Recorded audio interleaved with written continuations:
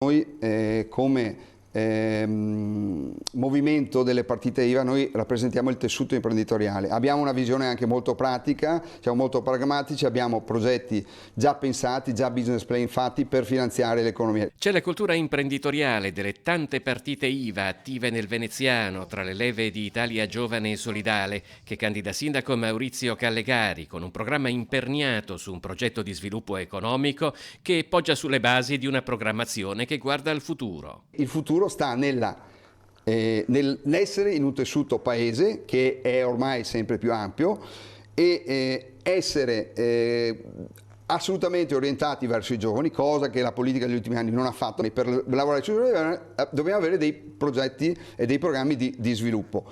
Con questi programmi di sviluppo facciamo un'economia e mettiamo in piedi di nuovo questa città. Venezia è una città di mare e con navi sempre più grandi per preservare il fragile ecosistema lagunare e reggere le domande del mercato, deve necessariamente sviluppare il porto sull'Adriatico.